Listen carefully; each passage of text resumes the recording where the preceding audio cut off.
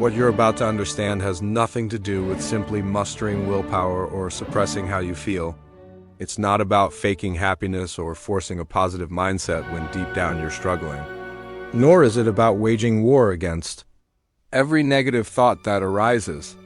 The real secret to becoming unaffected by people or situations lies much deeper.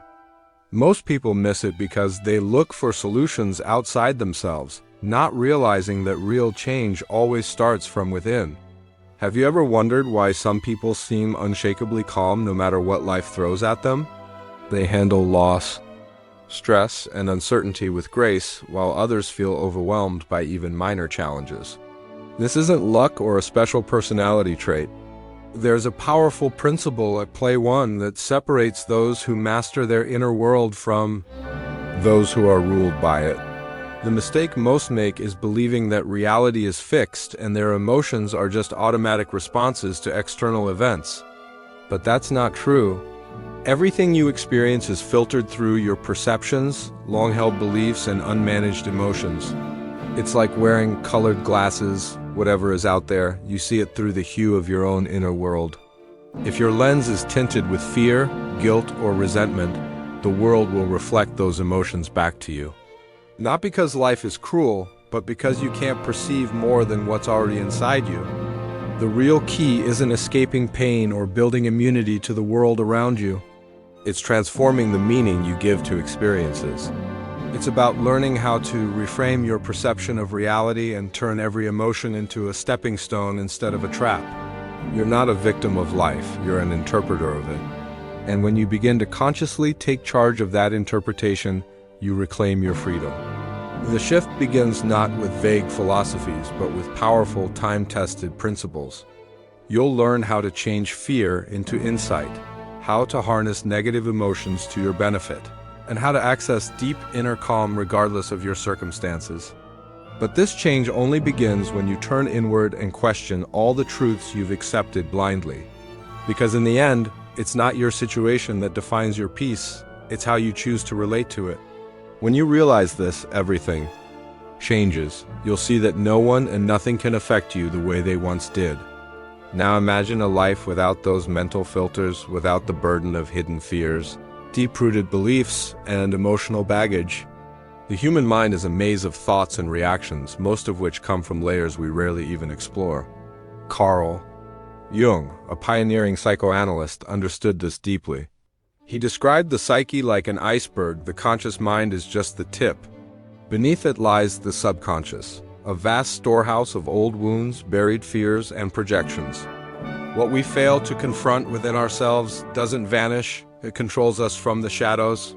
Fear, for example, sneaks into your life in disguise. It shows up as hesitation when you doubt your worth, as procrastination when you fear failure, and as people-pleasing when you're scared of rejection. Jung taught that fear isn't your enemy, it's a message waiting to be decoded. It points to something inside that still needs healing, but instead of listening, most people resist. They bury sadness, deny anger, and pretend to be okay. This resistance doesn't resolve the emotion, it strengthens it. A repressed feeling becomes a quiet burden, a low hum in the background of your life that silently blocks your growth. Think of an intense storm. The harder you try to stop the wind or push back the rain, the more exhausted you become. The storm doesn't end because of your resistance, it ends when it passes naturally. That's exactly how emotions work. Every feeling is temporary, but clinging or fighting it only prolongs its stay. Instead of confronting their feelings, people drown them in distractions, work, entertainment, or relationships that offer momentary escape but no real peace. But what if you did the opposite? What if you stopped fighting and simply observed? What if, instead of avoiding fear, you asked it what it's trying to teach you? Every emotion holds a hidden insight. Sadness might tell you to let go of something that's no longer right for you. Fear may reveal an old belief that limits you. Anger often signals that your personal boundaries are being violated. If you treat emotions as guidance instead of threats, your entire experience shifts. Next time you find yourself reacting, automatically snapping in a heated conversation, feeling slighted at work, shrinking in insecurity, pause, step back. Observe yourself as if you were a neutral witness. Ask, what part of me is reacting? Is this really about what just happened, or is it awakening something unresolved inside me? When you understand that external events only trigger what already lives inside you, you start reclaiming your power. Jung called this the silent observer, that unshaken part of your consciousness that can witness life without getting swept away. That part of you is always calm, always aware, always free.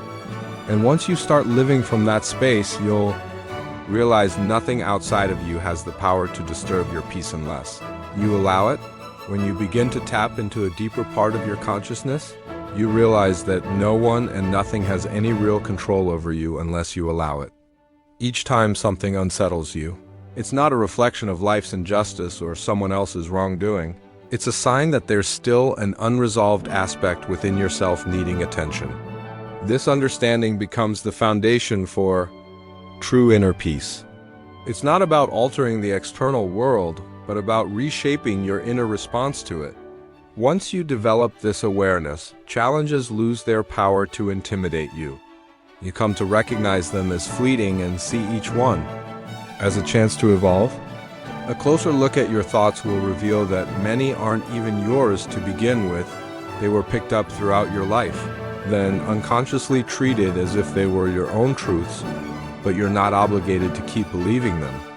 What if, from this moment on, you chose to rewrite that internal script? Instead of repeating the belief that you're inadequate, you embrace the idea that you've always had what it takes, that the only thing standing in your way has been the narrative you've clung to. Carl Jung pointed out that the unconscious doesn't distinguish between actual events and imagined ones. It simply responds to the input it's given. So when you feed it empowering beliefs, your external circumstances start to reflect those internal shifts. Consider someone who's always lived in fear of not being loved. Maybe they were conditioned early to believe that love had to be earned by constantly pleasing others, even at the expense of their own needs. As adults, they carry an ingrained feeling of never measuring up, driven by an endless loop of striving to avoid rejection. Breaking free begins with recognition. Jung described the process of integrating the shadow, bringing awareness to what's been buried within. When this person sees that fear has been steering their life, fear of abandonment, fear of inadequacy, they begin to take back their personal power. They start to understand that their value isn't dependent on external approval, but on how they view themselves. From this insight, everything starts to change. They learn to set healthy boundaries, say no without shame, and prioritize their own needs without guilt. And as they shift, so do their relationships. Others begin to appreciate them not just for what they offer, but for who they truly are. That's how cycles are broken. Now think of someone who believes that failure is something to be ashamed of. Every time they try and don't succeed, they spiral into harsh self-criticism, constantly measuring themselves against others and assuming that life is unfairly hard on them. But when they begin to reinterpret failure not as disgrace, but as an essential part of growth, everything changes. They see each misstep as a hidden mentor, offering lessons rather than punishments. Jung once said that life doesn't happen to you. It happens through you. So when this person stops fearing failure and starts learning from it, they become fearless. They realize that their worth isn't tied to outcomes, but to the evolution each attempt brings. Each thought you entertain is a seed. Water the seeds of fear, anger, or self-doubt, and eventually those emotions will take root and dominate your experience. But if you choose instead to nurture thoughts of confidence, calm, and belief in yourself, your life will transform in profound ways. This isn't a vague spiritual idea, it's something you can test for yourself right now. When a negative belief shows up, don't take it as gospel. Pause, examine it, ask whether it's really yours or just a remnant from the past, something you're free to release. And in that moment of choice, you'll see that the only strength those thoughts ever had was the strength you gave them. The most surprising truth in all of this is that you don't need the world around you to shift in order to live differently. All that's needed is to alter your relationship with the events in your life. Someone who views life as a string of Obstacles will constantly encounter more reasons to feel defeated. But someone who approaches life as a series of opportunities to learn and grow will find exactly that. Jung also said, "What you resist persists." The more you fight against life with fear and resistance, the more those struggles will meet you. But when you begin to flow with it, accepting, learning, opening to each experience, the tension dissolves. That is where lasting peace begins. Living without the fear of failure, because you understand it doesn't define who you are, brings a deep sense of liberation. You're no longer trapped by the need for others' approval once you realize the only judgment that truly matters is your own. Even the fear of the unknown fades, replaced by a trust that whatever life throws your way, you'll find the strength to meet it. This is what real freedom feels like, not a fragile sense of liberty that hinges on favorable conditions, but a lasting one that arises from within. Once you release yourself from the mental barriers you've unknowingly built, nothing external can trap you again. And in that realization, you find that the peace you've been chasing outside yourself was always within, quietly waiting to be seen. When we avoid confronting the parts of ourselves that feel painful or uncomfortable, they often show up anyway, just in forms we don't easily recognize: ongoing anxiety, frequent conflicts, or repetitive life patterns. But turning to face those parts with honesty reveals they aren't our enemies. They're aspects of ourselves longing to be acknowledged. Consider a fear you've lived with for years, perhaps the fear of being rejected, failing, or feeling unworthy. Each time you step toward something new, that voice arises, offering excuses, warning you not to try. But have you ever asked where that voice originated? Whose voice is it, really? It may echo a childhood experience or someone's critical words from the past, but it's not your voice. It's a memory playing on loop in your mind. And this is where transformation begins, not by resisting the fear or pretending it's not there, but by pausing and listening. Ask, what is this fear trying to show me? Maybe it's a call to grow your self-confidence, or a reminder to value yourself without needing validation from others. Or maybe it's time to stop avoiding your deeper desires and face them with courage. When you choose to examine your emotions rather than suppress them, fear begins to lose control over you. You stop being pulled by old wounds and start creating from awareness. Take a real-world example. You're in a significant conversation, perhaps with your employer, a collaborator, or someone you care about deeply. Suddenly, anxiety rises, thoughts rush in, your body tightens. In the past, maybe you would have tried to push those feelings aside or let them overwhelm you. But now, you breathe. You acknowledge what's happening and ask, what part of me feels this way? What story am I replaying? You realize it's not the present that's causing this reaction, but an old narrative resurfacing. Instead of shrinking back, you answer with clarity, grounded, and self-assured, not acting from pain, but from presence. This is how change begins, and when you stop warring with yourself, when you welcome all of who you are, you begin living from a place that's fully yours. Seeing life differently doesn't mean ignoring problems or pretending to be okay. It means learning to find calm even in the midst of disorder. You recognize that the power you thought you lacked was never out there. It was always inside, waiting for you to claim it. Once you realize this, things that used to unsettle you no longer hold the same power. Because true freedom isn't about mastering the world, it's about freeing yourself from the illusion that you must. Imagine waking up not just tired, but drained by something heavier than lost sleep. Maybe it's a lingering conversation, a sharp remark that stuck with you, or a misstep you can't seem to forgive. You catch yourself rehashing moments you wish you could forget, puzzled at why. Others' opinions still sting. The reason isn't what they said, it's how you absorbed it, how you turned it into a personal truth. That's the heart of it for most people. We assume our pain comes from outside, from people, events, or bad fortune, but as Carl Jung pointed out, what disturbs you externally often mirrors what is unresolved within. It's not the comment itself that wounds you, but the part of you that still questions your worth. It's not others' coldness that hurts most, but your own unhealed doubts. The constant craving for validation that lingers within you continues. to seek attention, and until you confront the core of what's truly unsettling you, you'll find yourself looping through the same emotional patterns. Now imagine breaking that cycle, rather than instinctively reacting when something triggers. You pause, inhale deeply, and turn inward. Instead of letting your emotions hijack your response, you begin to ask yourself, why is this hitting me so hard? Which part of me is feeling wounded? Through that reflection, clarity emerges. It becomes evident that the real issue wasn't ever the person or the situation, it was the narrative you built around them. You begin to see that the rejection you fear now is rooted in distant moments.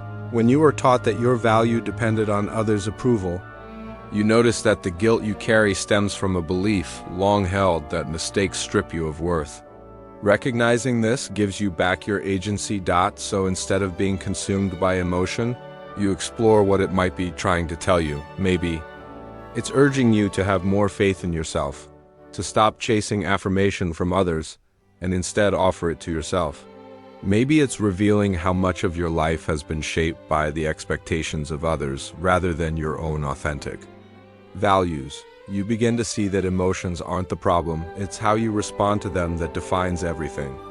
And now, rather than feeding those emotions with endless thought loops, you choose differently. Picture another scene. You're in a tense argument with someone close, voices rising, tension mounting.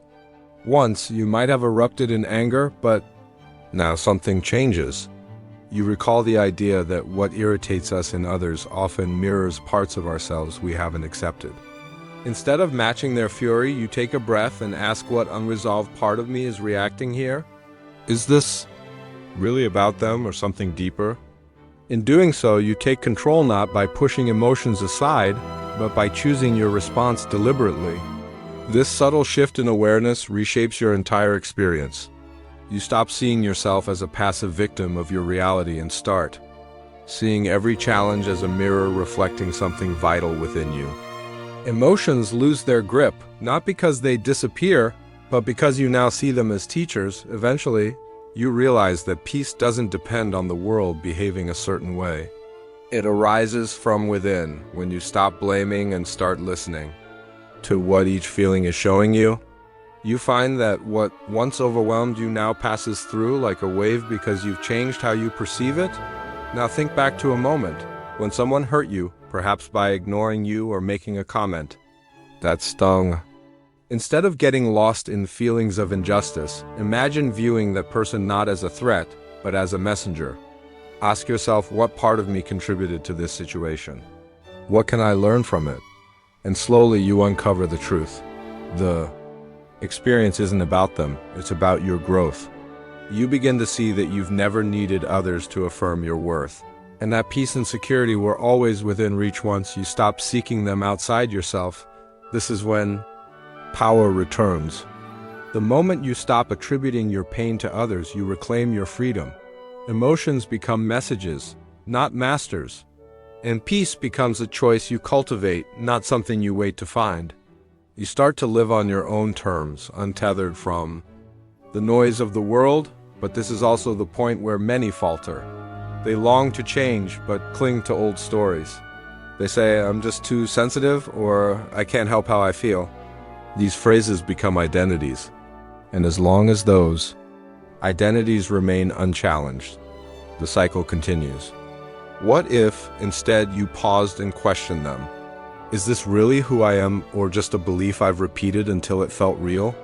This is the core of real transformation, not reciting affirmations, but creating new experiences that shift your self-concept.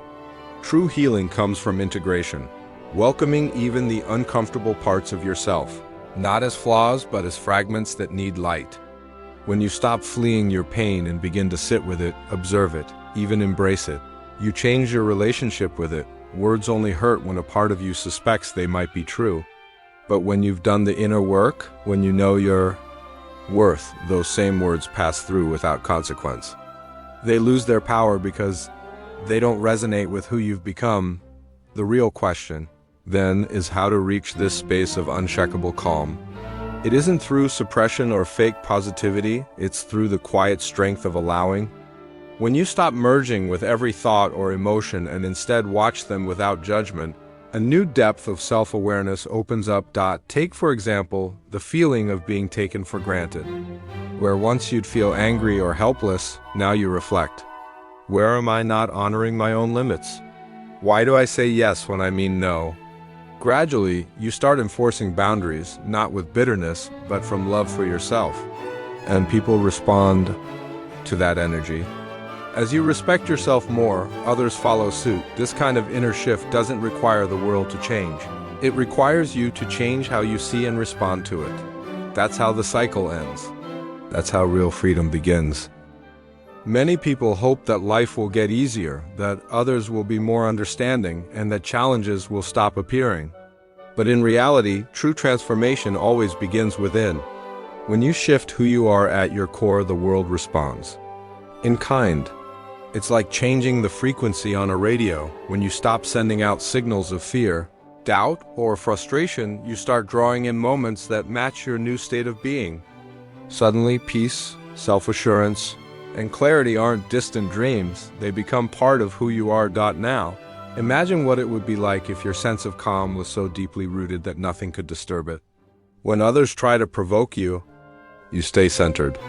When life throws challenges your way, instead of reacting on impulse, you simply observe with a sense of calm awareness. Your emotions, no longer overwhelming waves, become gentle ripples that come and go without dragging you under. That tranquility you long for isn't some unreachable fantasy. It's entirely within your grasp, but only if you truly dedicate yourself to this path.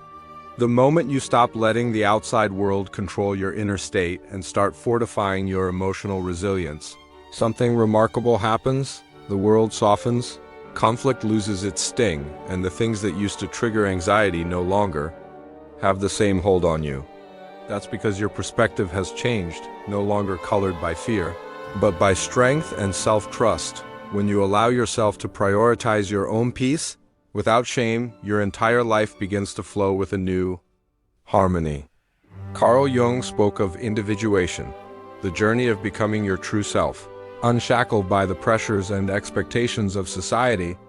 And that journey starts with having the courage to truly listen to yourself, even when everything around you tries to drown out your inner voice. Think for a moment.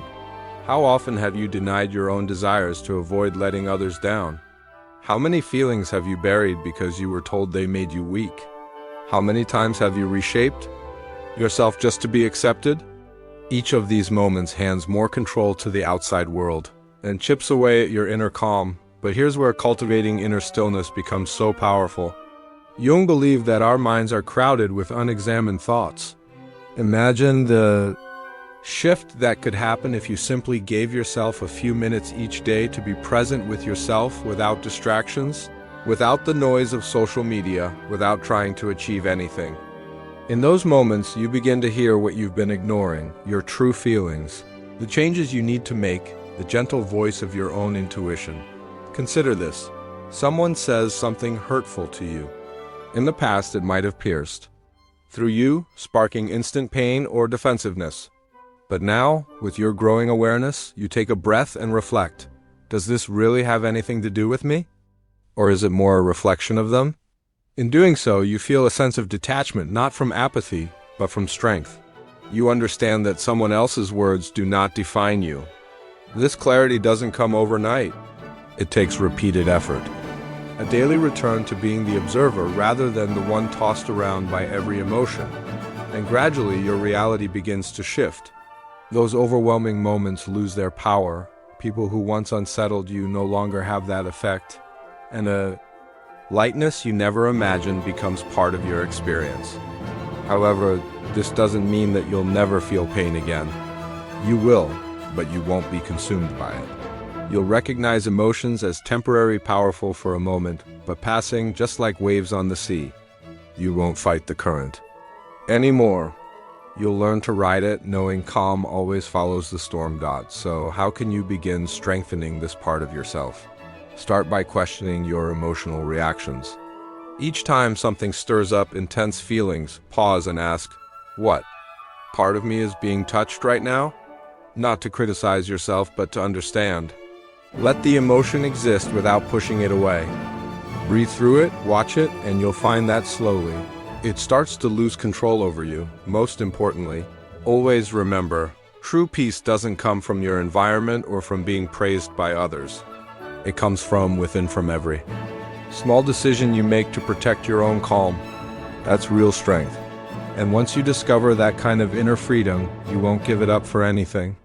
The world, from that point forward, will never look the same.